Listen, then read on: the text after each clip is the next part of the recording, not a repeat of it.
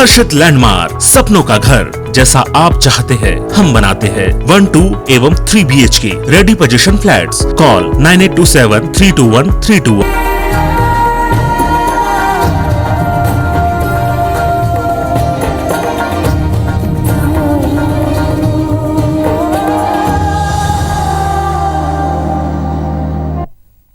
नमस्कार, स्वागत है आप सभी का हमारे खास कार्यक्रम धरोहर में। मैं हूं आपके साथ ज्योति सिंह, जहां आज हम आपको ऐसे दिव्य धाम के रहस्यों के बारे में बताएंगे जिसकी ख्याति छत्तीसगढ़ समेत पूरे भारत में है। जी हां, आज हम अंबिकापुर में विराजित मां महामाया की महिमा जानेंगे। पूरे छत्तीसगढ़ में महामाया के कई स्थान हैं, पर यहाँ स्थापित मां के मंदिर का इतिहास और परंपराएं दूसरों से बेहद अलग है और साथ ही दिलचस्प भी, जिसे जानकर आप भी हो जाएंगे अचंभित। तो आइए देखते हैं शक्तिपीठ का रहस्य।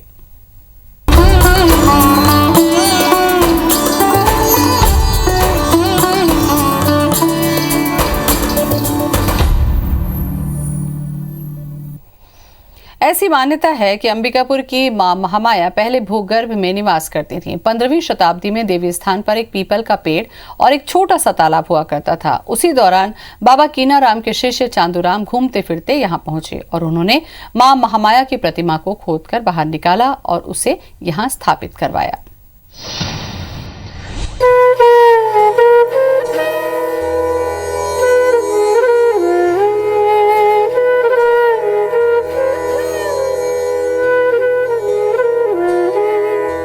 बाबा कीनाराम के शिष्य चांदूराम ने जब माता की जगह पर बैठकर तपस्या करनी शुरू की तो महामाया ने उनसे कि तपस्या माता के चरणों पर बैठकर की जाती है, न कि उसके सिर पर सवार होकर। मां के इस संकेत के बाद चांदूराम ने उसी जगह की खुदाई करवाई। वहां उन्हें मां दुर्गा की ये प्रतिमा मिली। चांदूराम ने माता को यहीं पर स्थापित कर उनकी पूजा अर्चना शुरू कर दी। समय बीतता गया, यहाँ का चारों तरफ फैला जंगल कटता गया। धीरे धीरे यहाँ एक शहर आकार लेने लगा और माँ अंबिका की छाया में जो नया नगर बसा उसका नाम पड़ा अंबिकापुर। अंबिकापुर की नगरी माँ महामाया और माँ समलाया की नगरी कहलाई जाती है। माँ अंबिका की छोटी बहन के रूप में माँ समलाया भी प्रतिष्ठित हैं और माँ महामाया का दर्शन तभी पूर्ण होता है जब माँ महामाया के दर्शन के पश्चात माँ समलाया का भी दर्शन किया जाए। और माँ समलाया और महामाया ये दोनों मंदिरों का इतिहास बहुत पुरातन है। रियासत काल से ही राजा महाराजाओं की कुल देवी के रूप में प्रतिष्ठित हैं। यहाँ पुरानी दंत कथा के अनुसार कहें तो ये दोनों देवियों का स्थान महामाया मंदिर के ऊपर एक श्रीगढ़ पहाड़ है, वहाँ पे हुआ करता था। और मराठाओं के आक्रमण के पश्चात ये दोनों देवियों को वो अपने साथ नागपुर ले जाना चाहते थे। तब यहाँ के पुजारी ब्राह्मण लोग नहीं थे, यहाँ बैगा और चेरवा ही यहाँ देवी की आराधना किया करते थे। तो वो दोनों मूर्तियों को लेकर, एक महामाया की मूर्ति को लेकर एक समलाया की मूर्ति को लेकर, दोनों बैगा भागते हुए आगे शहर की ओर बढ़ने लगे। और जहाँ माँ महामाया का मंदिर है वहाँ बताते हैं कि एक चबूतरा कुछ पत्थरों का समूह था और वहीं पे माँ महामाया की प्रतिमा को वो रख दिए, छुपा दिए। और एक बैगा चले आए इधर जहाँ आज वर्तमान में समलाया मंदिर है। और धीरे धीरे महाराजा साहब के द्वारा ये मंदिर का निर्माण सन 18वीं शताब्दी के अंत में नागर शैली में कराया गया और दोनों जगह ही माँ विंध्यवासिनी भी साथ में उनके प्रतिष्ठित की गई। वहीं महामाया और माँ समलाया से जुड़ी मान्यता बेहद रोचक है। जानकार बताते हैं मराठा यहाँ से मूर्ति ले जाने का प्रयास कर रहे थे, लेकिन वो मूर्ति उठा नहीं पाए। माता की मूर्ति का सिर उनके साथ चला गया। माता का सिर बिलासपुर के पास रतनपुर में मराठों ने रख दिया। तभी से रतनपुर की मां महामाया की महिमा भी विख्यात है। माना जाता है कि रतनपुर और अंबिकापुर में मां महामाया के दर्शन बिना पूजा अधूरी मानी जाती है। जिस प्रतिमा को लोग मां महामाया के नाम से पूजते हैं, दरअसल पहले इनका नाम समलाया था। महामाया मंदिर में ही 2 मूर्तियां स्थापित थीं। पहले महामाया को बड़ी समलाया कहा जाता था और समलाया मंदिर में विराजी मां समलाया को छोटी समलाया कहते थे। बाद में समलाया मंदिर में छोटी समलाया को स्थापित किया गया, तब बड़ी समलाया को महामाया कहा जाने लगा। तभी से अंबिकापुर के नवागढ़ में विराजी मां महामाया और मोमिनपुरा में विराजी मां समलाया की पूजा लोग इस रूप में कर रहे हैं। वर्तमान मंदिर मेरे को लगता है कि 1910 के आसपास में जब महाराजा अंबिकेश्वर शरण सिंह देव का मुंडन हो रहा था, जो टीएस बाबा के ग्रैंडफादर महाराजा एमएस सिंह देव आईएएस के फादर थे, उनका जब जन्म हुआ था, पहले सरगुजा राज परिवार में पुत्र संकट हो गया था, जिससे यहाँ का उत्तराधिकारी के लिए बहुत वो अलग एक कहानी है। तो जब अंबिकेश्वर शरण सिंह देव युवराज का जन्म हुआ तब राज परिवार में बहुत खुशी मनाई गई। तो कोठी घर के पास में जो पंच मंदिर है उनका निर्माण किया गया, संगमरमर की मंदिरें बनी, ठाकुरबाड़ी के मंदिर को आकार दिया गया। उसी समय महामाया मंदिर को भी आकार दिया गया। पहले महामाया मंदिर में आप देखेंगे 2 देवियाँ हैं, एक लाल रंग की दाएँ ओर की प्रतिमा और एक बाएं तरफ काली प्रतिमा। और आपको अंबिकापुर की ओर बढ़ते समय आधे किलोमीटर पे 0.5 किलोमीटर पे आपको एक और मंदिर मिलेगा जिसको समलाया मंदिर कहते हैं। वास्तव में समलाया मंदिर की बड़ी वाली प्रतिमा जो राइट साइड की है, वो कभी यही महामाया की जो राइट साइड की बड़ी प्रतिमा थी उनके बाएं तरफ रहती थी। तो यहाँ की जो दाहिने तरफ की लाल प्रतिमा है उनको बड़ी समलाया, और वर्तमान समलाया में जो दाहिने तरफ जो बड़ी मूर्ति है उनको छोटी समलाया कहा जाता था। छोटी महामाया बोलते हैं, शमलेश्वरी माँ हैं, दोनों बहन हैं। यहाँ से दर्शन के उपरांत शहर के लोग वहाँ भी जाके दर्शन करते हैं और ऐसा मानते हैं कि पूर्ण दर्शन प्रतिदिन जो करते हैं पूर्ण दर्शन मानते हैं महामाया और समलाया के दर्शन के पश्चात। वैसे ऐसी मान्यता है कि धड़ अंबिकापुर में है और सर रतनपुर में है। तो कुछ लोग प्रयास करते हैं कि सुबह यहाँ दर्शन किए तो शाम को रतनपुर जाकर दर्शन करते हैं। उसकी भी मान्यता है कि लोग पूर्ण दर्शन माना जाता है उसको भी। यहाँ महामाया की कृपा हमेशा बरसती रहती है। इसे माता का ही प्रताप कहेंगे कि यहाँ आज तक कभी मजहबी तनाव नहीं हुआ। सब यहाँ चैनो अमन के साथ रहते हैं। शहर का हर वासिंदा, चाहे वो किसी भी जाति धर्म का हो, माँ महामाया को अपनी तरफ से मान जरूर देता है। महामाया स्वयंभू हैं, यहाँ स्वयं से प्रकट हुई हैं और रामायण महाभारत कालीन जैसे प्रमाणित है कि इतने वर्ष के हैं। यहाँ किंवदंतियों के आधार पे ऐसा माना जाता है कि हजारों साल हो गया होगा यहाँ मंदिर को प्रकट हुए। यहाँ पुराने समय में आदिवासी राजाओं का राज्य हुआ करता था और उसके बाद रतनपुर के कोई सिद्ध बैगा थे, उनके द्वारा यहाँ का सर ले जाने का चेष्टा किया गया। सर कहीं रास्ते में गिरा और टूट गया, तो वो बैगा जो है सर को ले गए रतनपुर में स्थापित किए और यहाँ महामाया का सर धड़ रह गया। उसे लाकर राज परिवार ने यहाँ स्थापित करवाया। क्योंकि खंडित मूर्ति की पूजा नहीं होती है, इसलिए बगल में विंध्यवासिनी माँ को लाके रखा गया। फिर उसका प्राण प्रतिष्ठा करा के पूजा किया गया। ज्योति कलश मान लीजिए किसी का मनोती पूर्ण हुआ तो लोगों ने मान लिया कि हम दीपक जलाएंगे, तो वो अखंड दीपक जलवाते हैं। किसी का मनोती पूर्ण कराना है तो दीपक जलवाए कि हमारा मनोती पूर्ण होगा, दीपक जलवा रहे हैं। इसी तरीके से लेके दूर दराज से, मतलब आसपास गांव क्षेत्र और विदेशों से भी लोगों का मतलब आस्था है और सभी कोई अपना दीपक जलवाते हैं, मनोकामना पूर्ण होती है। पूरे छत्तीसगढ़ के लोग मां महामाया के दर्शन करने आते हैं। नवरात्र में भी भक्तों की लंबी लाइन लगी रहती है। अंबिकापुर के नवागढ़ में विराजी मां महामाया सरगुजा राज परिवार की कुल देवी हैं। टीएस सिंहदेव मंदिर में विशेष पूजा करते हैं और उनके परिवार के लोग ही मां महामाया और समलाया के गर्भगृह में प्रवेश कर सकते हैं। मान्यता है कि ये मूर्ति बहुत पुरानी है। सरगुजा राज परिवार के जानकारों के अनुसार रियासत काल से राजा इन्हें अपनी कुल देवी के रूप में पूजते आ रहे हैं।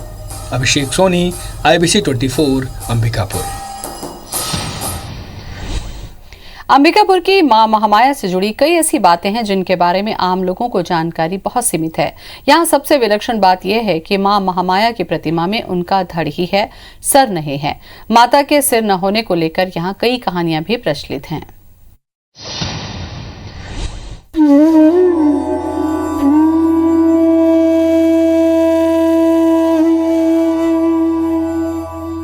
महामाया मंदिर की स्थापना 15वीं शताब्दी के आसपास हुई थी। उस जमाने में लोग अंबिकापुर से होकर बनारस जाते थे। बनारस यात्रा के दौरान यात्री माता महामाया के चरणों में शीश झुकाना नहीं भूलते थे। साथ ही उन्हें मोती माणिक और सोने चांदी के गहनों की भेंट भी चढ़ाते थे। कहते हैं उस वक्त पूरे इलाके में पिंडारी लुटेरों का बड़ा आतंक था। उन्हीं लुटेरों ने गहनों की लालच में माता की प्रतिमा का सिर काट दिया और उसे अपने साथ ले गए। लुटेरे उदयपुर के रास्ते बिलासपुर की तरफ भाग निकले। मेरे को लगता है या तो वो आपका यहाँ रतनपुर वाला मंदिर हो या समलाया मंदिर हो, दोनों जगह में से एक जगह सरगुजा की महामाया की सिर काट के ले गई है। और बाकी ये चुंबक जैसा ज्वाला देवी हैं, छिन्न मस्ता, इनका कोई मस्तिष्क नहीं है। धड़ ले गया कहते हैं लोग इनके, लेकिन जो शरीर है, शरीर के जगह भी आपको शरीर नहीं मिलेगा, बल्कि एक चुंबकीय शक्ति ज्वाला, वो एक प्रभा मंडल है उस क्षेत्र पे जहाँ पे देवी स्थापित हैं, तो वो यहाँ असर करता है और ये बहुत प्रभावशाली हैं, बहुत ही सशक्त हैं। उस वक्त रतनपुर में राजा रतन सेन का शासन था। लुटेरों की मौजूदगी का पता चलने पर राजा रतन सेन ने उन्हें पकड़वाया और प्राण दंड दे दिया।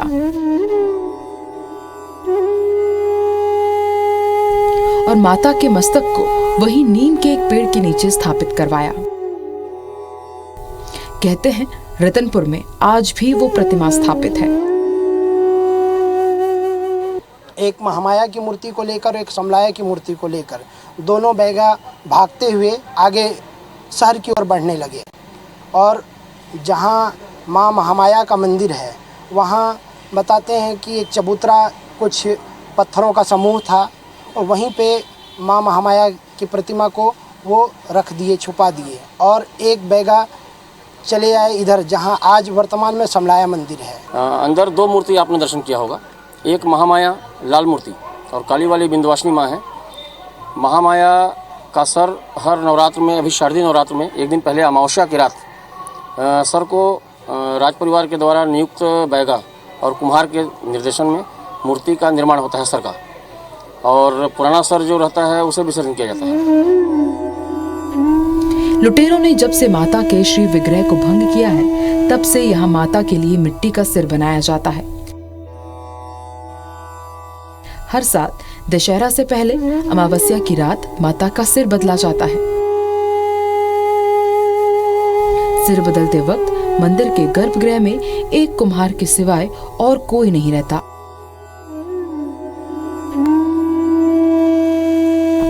मिट्टी का सिर लगाने के बाद उसके ऊपर मोम का लेप लगाया जाता है। अगले दिन मंदिर के कपाट फिर से लोगों के दर्शन के लिए खोल दिए जाते हैं।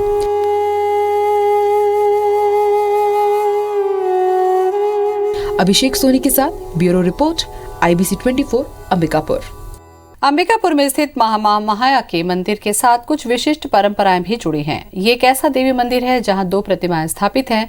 वहीं इसका पट कोई पुजारी नहीं खोलता, बल्कि कोई और ही खोलता है। तो आइए जानते हैं आखिर महामाया मंदिर के पट खोलने का अधिकार किसे मिला हुआ है।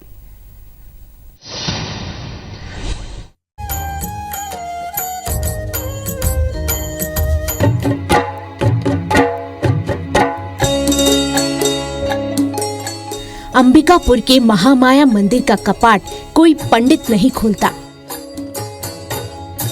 ना ही वो उसको भोग लगाता है, बल्कि आदिवासी समाज का बैगा ही रोज मंदिर खोलता है और माता को भोग लगाता है। इतिहास के जानकार बताते हैं, महामाया मंदिर की पूजा पद्धति और परंपराएं पहले दूसरे देवी स्थलों की तरह ही की जाती थी।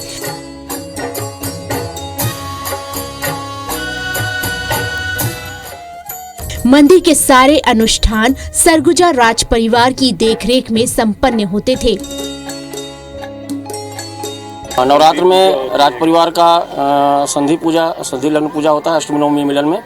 तो राज परिवार के मुखिया वर्तमान में महाराज साहब हैं, स्वास्थ्य मंत्री टी.एस. सिंहदेव जी आते हैं और यहाँ पूजन करते हैं। उसके पहले सरगुजा के आद्य देवी शेरवा लोग थे, बैगा लोग थे, कोरवा में भी एक बैगा जाति होती है। इन लोग वन देवी की आराधना करते थे। जब सरगुजा राज परिवार ने अपनी कुल देवी माना और आराधना करने लगे तो परंपरागत रूप से बैगा पीढ़ी दर पीढ़ी पूजा किया करते थे।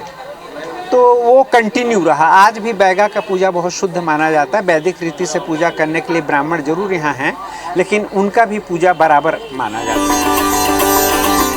लेकिन 17वीं शताब्दी में यहाँ परिस्थितियां अचानक बदल गईं। मंदिर पर अधिकार को लेकर यहाँ का आदिवासी समाज अचानक उठ खड़ा हुआ।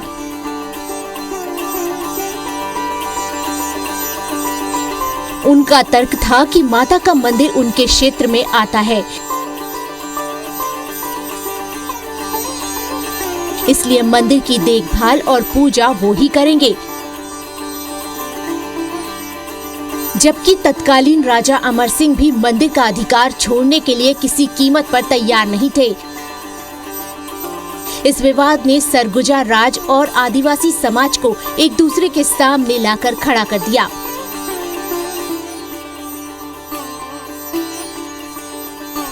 दोनों ही पक्ष समझौते की वजह मरने मारने पर उतारू हो गए।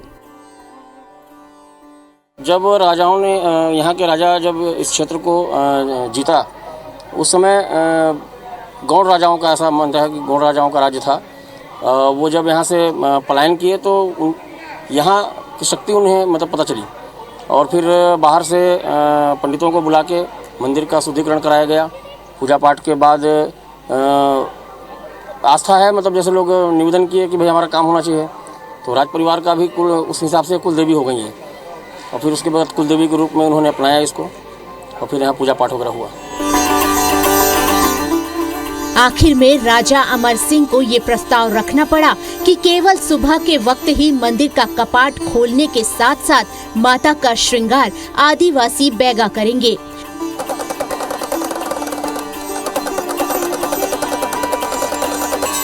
बैगाओं ने भी महाराजा के प्रस्ताव को स्वीकार कर लिया। तब से यहाँ सुबह के वक्त कोई पंडित मौजूद नहीं रहता। हमारे सरगुजा के महाराज श्री टी.एस. सिंहदेव आते हैं और संधि पूजा चाहे वो दिन में पड़े रात में पड़े, जिस भी समय संधि पूजा होती है उस समय आते हैं और परंपरागत तरीके से राज परिवार के द्वारा कुल देवियों की पूजा की जाती है और ये परंपरा सदियों से चली आ रही है। खुशी से कुछ महीनों बाद आते हैं, धरना वाला नारियल फोड़ते हैं, बोलते हैं हमारी ये मान्यताएं पूरी हुई। तो यहाँ की जो दोनों देवियाँ हैं वो बहुत ही शक्तिपूर्ण हैं। वहीं भविष्य में अधिकारों की लड़ाई ना छिड़े, इस बात को ध्यान में रखकर अमर सिंह ने महामाया की प्रतिमा के पास ही विंध्यवासिनी माता की प्रतिमा भी स्थापित कर दी। आज भी यहाँ ये व्यवस्था कायम है। जहाँ महामाया का चढ़ावा बैगा लेकर जाते हैं, विंध्यवासिनी का चढ़ावा एक दूसरा पुजारी लेकर आता है।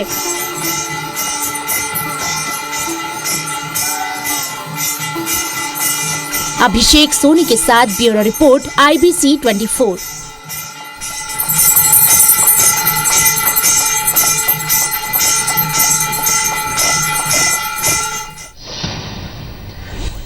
और इसी के साथ हमारी खास पेशकश में इतना है। नमस्कार।